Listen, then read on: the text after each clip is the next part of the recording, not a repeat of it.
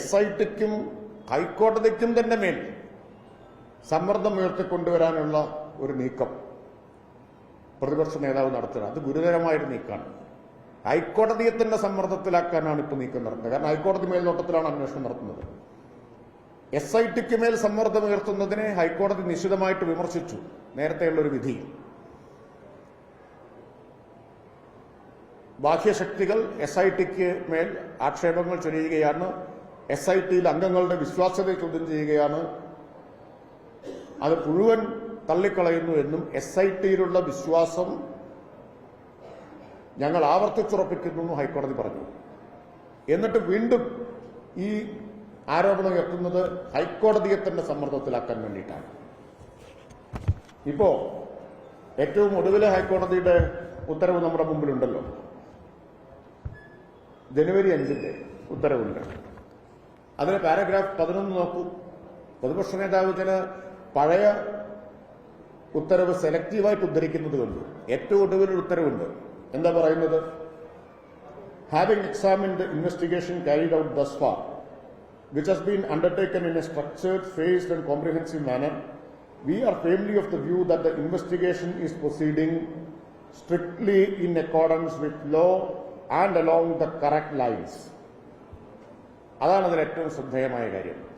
ഈ അന്വേഷണത്തെ മുഴുവൻ പരിശോധിച്ച ശേഷം we are firmly of the view, ഞങ്ങൾ ഉറച്ച അഭിപ്രായമാണ് ഞങ്ങൾക്കുള്ളത്. എന്താണ്? അന്വേഷണം തികച്ചും നിയമപരമായും ശരിയായ വഴിയിലുമാണ് പോകുന്നത്.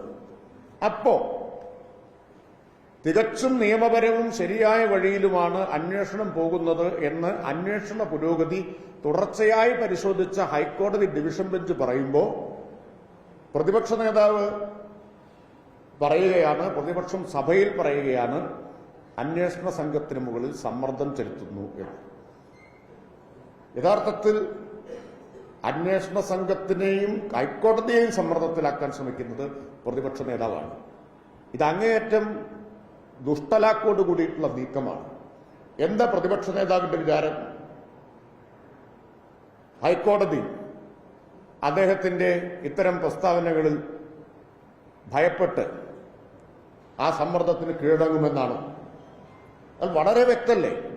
പൂർണ്ണമായും നിയമപരമാണ്, ശരിയായ വഴിയിലാണ് അന്വേഷണമെന്ന് ഹൈക്കോടതി ഉറച്ചു പറഞ്ഞു. ഫേമിലി ഓഫ് ദ വ്യൂ എന്നാണ് പറഞ്ഞത്. അപ്പൊ പറയാണ് അന്വേഷണം ശരിയായ വഴിയിലല്ല. ഞാൻ നേരത്തെ ഒരിക്കൽ പറഞ്ഞു, പ്രതിപക്ഷ നേതാവിന്റെ മേൽനോട്ടത്തിൽ അന്വേഷണം നടത്താൻ പറ്റില്ല, ഹൈക്കോടതിയുടെ മേൽനോട്ടത്തിൽ അന്വേഷണം നടത്താൻ പറ്റും. പ്രതിപക്ഷ നേതാവിന്റെ ആവശ്യം അദ്ദേഹം ചൂണ്ടിക്കാണിക്കുന്ന ആളുകളെയൊക്കെ ചോദ്യം ചെയ്യണം, അദ്ദേഹം ചൂണ്ടിക്കാണിക്കുന്ന ആളുകളെയൊക്കെ അറസ്റ്റ് ചെയ്യണം എന്നതാണ്. അതിനല്ലല്ലോ ഹൈക്കോടതി അവിടെ ഇരിക്കുന്നത്. ഹൈക്കോടതിക്ക് മുകളിലാണ് പ്രതിപക്ഷ നേതാവ് ഇരിക്കുന്നത്. ഹൈക്കോടതിയോട് നേരത്തെ തന്നെ പ്രതിപക്ഷ നേതാവിന് അല്പം ചുരുക്കുണ്ടെന്ന് നമുക്ക് എല്ലാവർക്കും അറിയാം. കാരണം പണ്ട് ചോദിച്ചതാണല്ലോ കോടതി, ഈ പ്രതിപക്ഷ നേതാവിന് പബ്ലിക് ഇൻട്രസ്റ്റ് ആണോ അതോ പബ്ലിസിറ്റി ഇൻട്രസ്റ്റ് ആണോ എന്ന്. ആ ചുരുക്ക് കൂടിയാണ് ഇപ്പൊ കാണുന്നത്. അപ്പൊ ശബരിമല അന്വേഷണം UDFിലേക്ക് വരുന്നു എന്നതിന്റെ പരിഭ്രാന്തി കൂടി നമുക്കിപ്പോ വായിക്കാൻ കഴിയും പ്രതിപക്ഷത്തിന്റെ നടപടികളിൽ. ആരെ രക്ഷിക്കാൻ വേണ്ടിയാണ് ഈ അസംബന്ധ നാടകം പ്രതിപക്ഷം നടത്തുന്നത്? ഞങ്ങളൊന്നും ഒരു ഘട്ടത്തിൽ അന്വേഷണത്തെ തള്ളി പറഞ്ഞിട്ടില്ല. ഹൈക്കോടതിയുടെ മേൽനോട്ടത്തിൽ അന്വേഷണം നടക്കട്ടെ എന്നുള്ള നിലപാടാണല്ലോ ഗവൺമെന്റ് എടുത്തത്. ഒരു ഘട്ടത്തിലും ഞങ്ങളതിൽ ഒരു അഭിപ്രായ വ്യത്യാസവും പറഞ്ഞിട്ടില്ല. ഹൈക്കോടതിയിൽ ഞങ്ങൾക്ക് പൂർണ്ണ വിശ്വാസമുണ്ട്, പ്രതിപക്ഷത്തിനാണ് വിശ്വാസമില്ലാത്തത്. അപ്പൊ ഇപ്പോ ചിലരെ രക്ഷിക്കാൻ വേണ്ടിയിട്ടാണ് പ്രതിപക്ഷം ഇറങ്ങുന്നത്. അത് ഇന്നത്തോടുകൂടി വ്യക്തമായിരിക്കുകയാണ്.